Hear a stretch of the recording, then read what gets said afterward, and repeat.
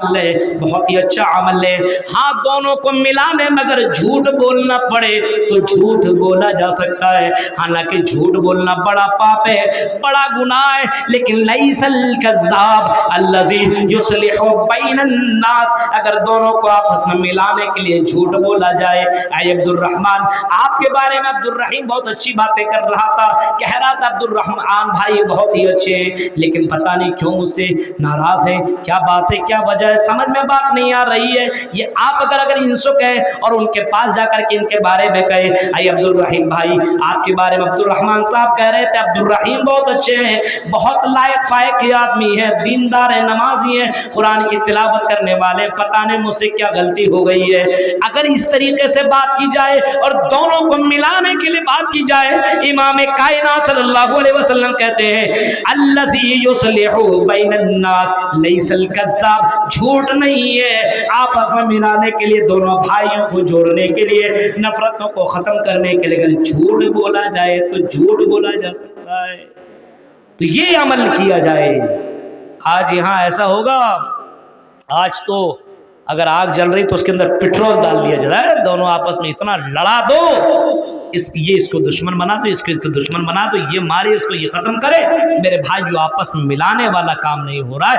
आज मुसलमानों के अंदर से इस्लाम खत्म हो चुका है ही नहीं, इस्लाम ईमान नहीं है। मेरे भाइयों, जब ये डर, ये खौफ रहेगा कि जहन्नम की आग है, अल्लाह तबारक व तआला के सामने खड़ा होना पड़ेगा, मुझे इन सब चीजों के बारे में हिसाब व किताब देना पड़ेगा, जब मुझे इन चीजों के बारे में अल्लाह ताला को जवाब देना पड़ेगा तो इंसान एहसास करेगा। इसी वजह से उमर फारूक कहा करते थे हासिबू अनफुसकुम क़ब्ल अन तुहासबू, ऐ लोगों तुम अपना मुहासबा किया करो इससे पहले कि तेरा मुहासबा किया जाए, अपना हिसाब किया करो इससे पहले कि तेरा हिसाब किया जाए। वज़िनु अनफुसकुम क़ब्ल अन तुज़िनु, ऐ लोगों तुम अपना वजन किया करो, अपने आप को तौलते रहो इससे पहले कि तुमको तौला जाएगा। कल क़यामत के दिन उस तराजू में सबको तौला जाएगा। और कुरान तो चीख करके कहता है वनज़उल मवाज़ीनुल क़िस्त लियौमिल क़ियामा फ़ला तुज़लमु नफ़्सुन शैया, कल क़यामत के अल्लाह ताला इंसाफ का तराजू लेकर के आएगा और उस इंसाफ के तराजू में हर किसी को तौला जाएगा। नेकियां और बुराइयां, नेकियां जिसकी भारी पड़ जाएंगी और बुराइयां कम हो जाएंगी, उसको नेकियां जिसकी ज्यादा हो जाएंगी जन्नत में जाएगा, बुराइयां जिसकी ज्यादा हो जाएगी जहन्नम के अंदर जाएगा। फमन सक़ुलत मवाज़ीनुहु फ़उलाइका हुमुल मुफ़्लिहून वमन ख़फ़्फ़त मवाज़ीनुहु फ़उलाइका अल्लज़ीना ख़सिरू अनफ़ुसहुम फ़ी जहन्नम ख़ालिदून। नेकियां और बुराइयां सोचना चाहिए आदमी को हर वक्त, अगर मैं अभी मर गया तो जन्नत की जहन्नम, मैं अपने भाई का दिल दुखाता हूँ, मैं अपने भाई के लिए नफरतें फैलाता हूँ, अरे मैं अपने भाई से माफी मांग लूँ, अपने भाई से माफी मांग लेता हूँ। जिंदगी की कोई गारंटी नहीं है।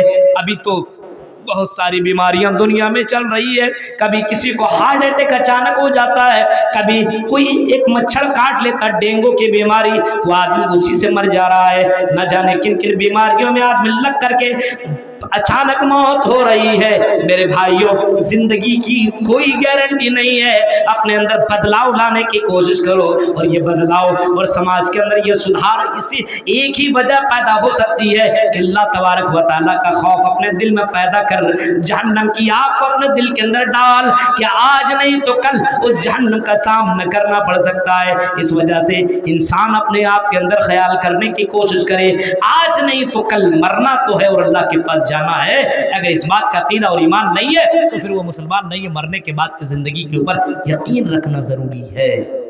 जितना यकीन रहेगा इंसान उतना ज्यादा अल्लाह ताला से डरेगा।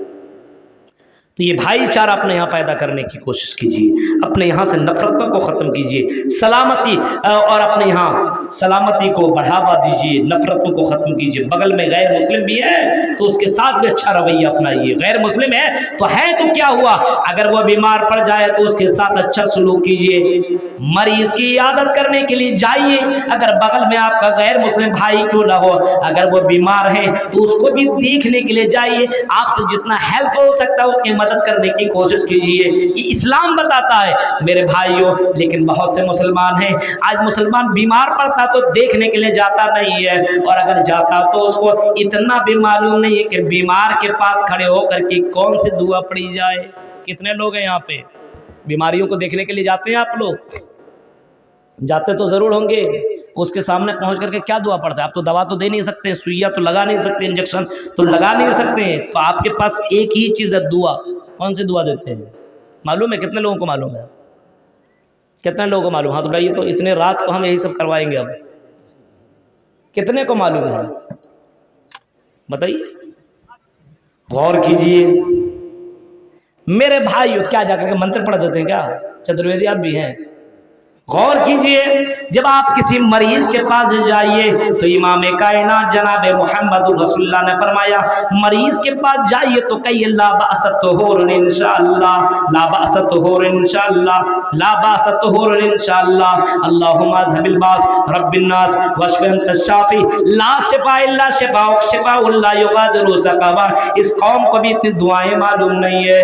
और किसी फिल्म का गाना पूछ दो तो भोजपुरी गाना तो सबको याद है। मेरे भाइयों, अजीब मसला है आज हमारे यहाँ, मेरे भाइयों की चीजें मालूम नहीं है और अपने आप को मुसलमान का दावा करता है, अपने आप को अहले हदीस कहता है। मेरे भाइयों सोचो, गौर करो, इतनी छोटी छोटी दुआएं तो आप याद कर सकते हैं, ये बहुत बड़ी दुआएं नहीं है। इस वजह से आई मुसलमानों, अपने आप के अंदर चेंजिंग लाने की कोशिश करो, अपने अंदर बदलाव लाने की कोशिश करो, और हमारे अंदर बदलाव आ सकता है। हमारे अंदर जो कमियां हैं वो दूर हो सकती है।